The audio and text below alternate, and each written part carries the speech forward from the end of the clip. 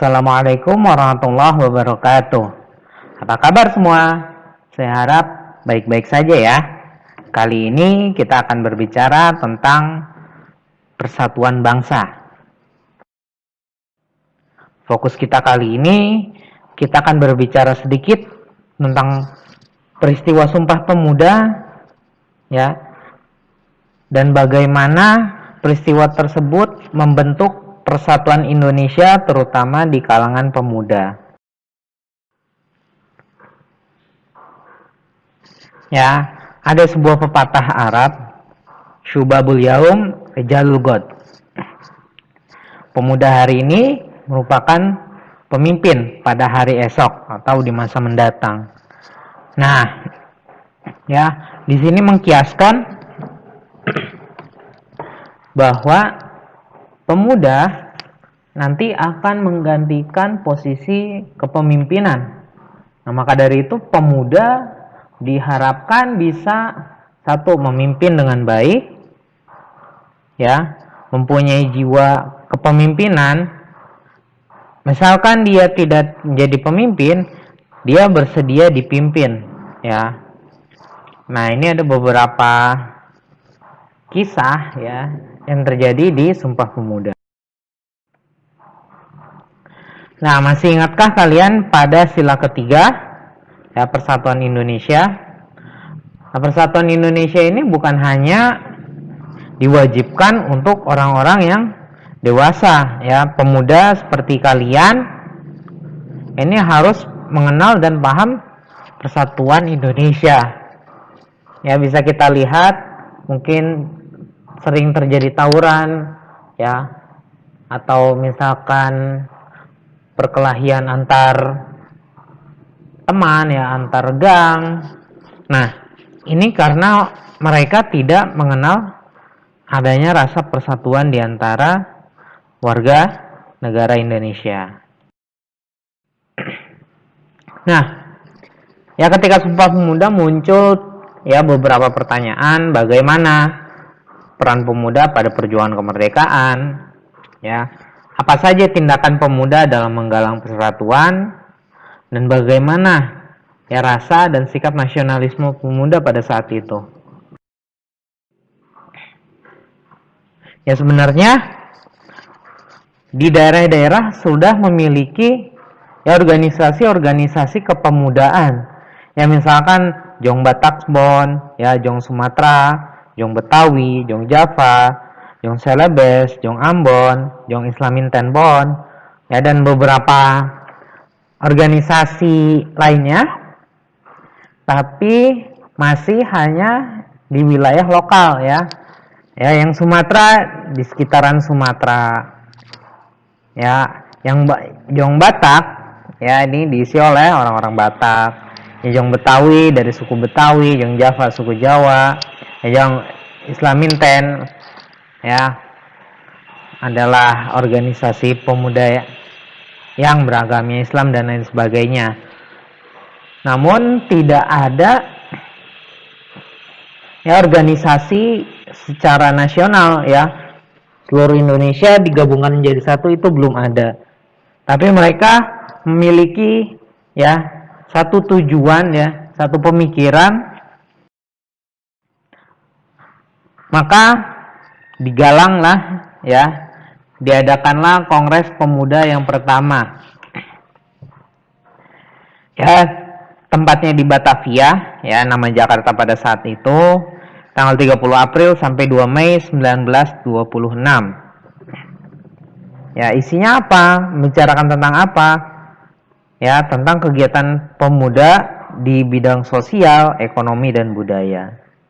Selain itu, ya, dari Kongres Pemuda 1 ini diminta untuk membuat lagi ya dengan skala yang lebih besar Kongres Pemuda kedua.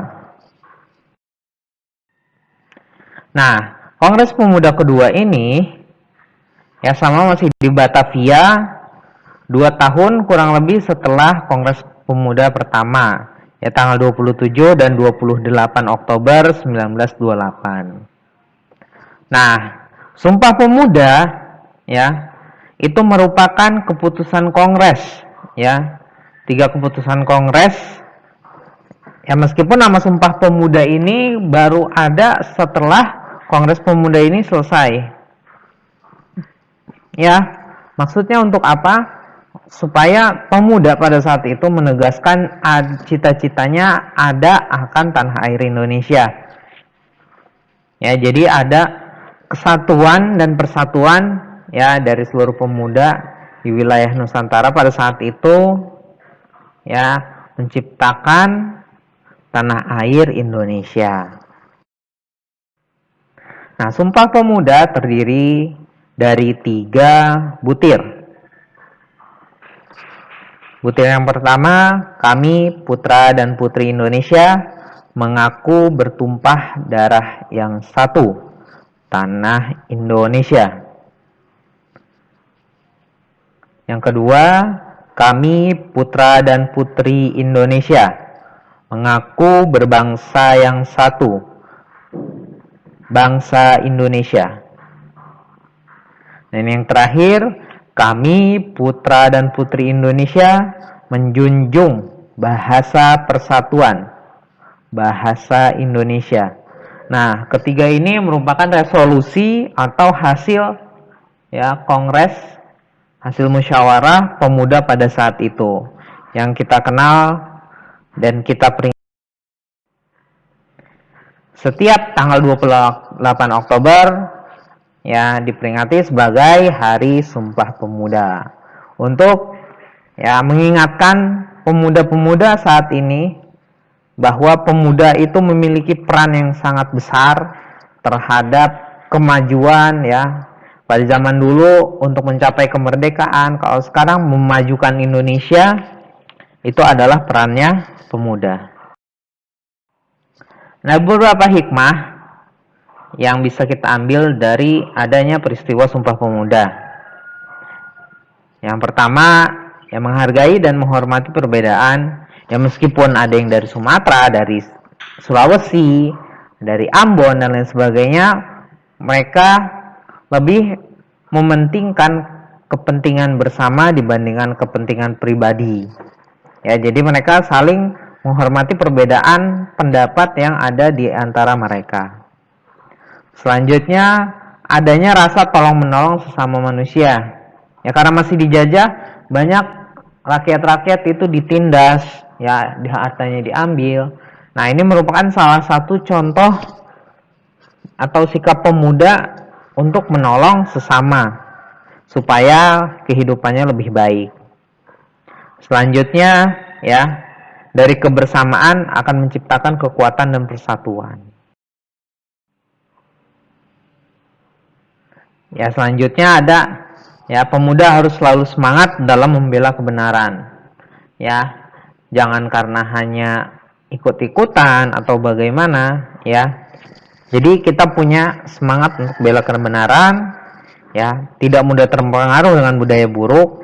Jika ada yang buruk tinggalkan, jika ada yang baik silahkan digunakan. Dan pemuda harus memiliki pendirian yang kokoh. Ya, jangan si A ngomong A, kita ikut ngomong A, ya.